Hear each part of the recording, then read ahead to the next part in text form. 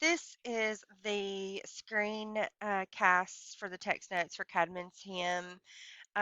So Caedmon is widely known as the earliest English poet, but he actually wasn't really a poet uh, in in in terms of what we kind of understand. So he was a cowherd.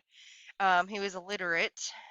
He was shy and didn't really like talking or singing in front of people. And his he lived at the Abbey of Whitby, which was in North Yorkshire, England. Um, and we only know about him really through the writings of an 8th century monk whose name was Bede.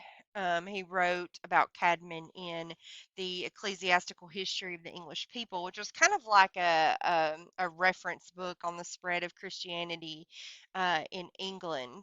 And so all of Caedmon's poems are lost. They just got lost over time. But this hymn was transcribed by the poet Bede sometime around 731 AD.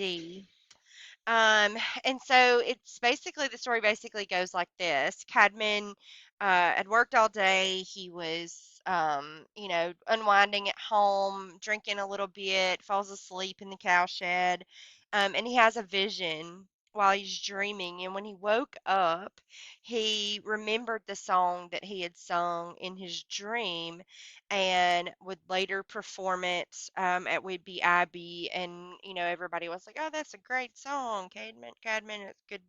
So, it's one of the only pieces of Old English poetry that has survived time. We have the Dream, the Rude, the Wanderer, Beowulf, that survived from that time period, and it's one of the very few that isn't a fragment. Um, so, and in it, Caedmon praises God and his creation of heaven and earth for mankind. And so the actual hymn itself is, and we can see it here on the text, it's in Old English, composed in Old English, and then what follows underneath it is the translation. And again, so he composed it in Old English. It's been glossed over, which is like translating from Old English to, it was translated to Latin first and then to English, and it's been kind of translated multiple times. We call it glossing. But we see it here in its Old English form, which you'll have to check out the screencast where I read it in Old English on that so you can hear what it sounded like then. But we're going to take a look at the translation today. So we'll read first and then we'll talk about the poem itself. Now we must praise heaven, kingdom's guardian, the measurer's might and his mind plans, the work of the glory Father, when he of wonders of every one, eternal Lord, at the beginning established. He first created for men's sons, heaven is a roof, holy creator, then middle earth, mankind's guardian, eternal Lord, afterwards made for men earth, Master Almighty. Okay, so common feature of Old English poetry, you'll notice there's no rhyme. Alliterative verse, that's the repetition of consonant sounds. That is also a common feature of Old English poetry, written in a heightened language, alliterative verse. There, we see the use of caesura, which is that pause or break in the metrical line. That's coming up in every single line where you have that space in between. That's called a caesura.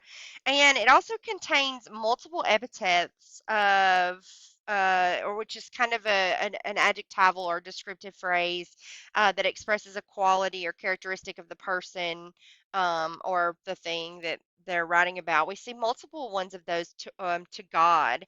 There are 8 of those total in the poem. We have, starting from the beginning, we have Heaven, Kingdom's Guardian, the Measure, the Glory Father, the Eternal Lord, the Holy Creator, Mankind's Guardian, Eternal Lord, and Master Almighty.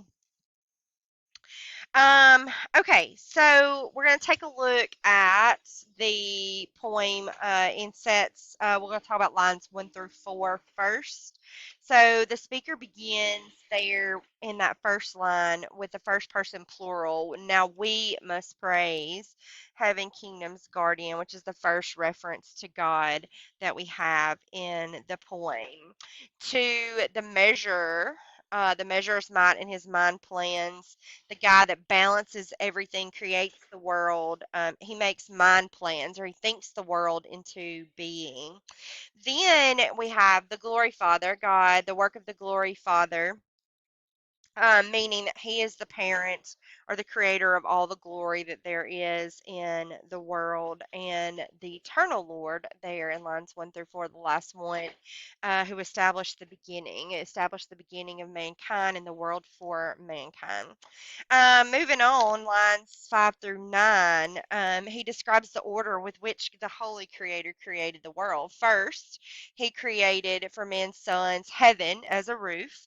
And after that, he established the Middle Earth. Mankind's guardian, the eternal Lord, created Middle Earth. That's the world in which all of us, humankind, that's the world in which we live, that he made for men.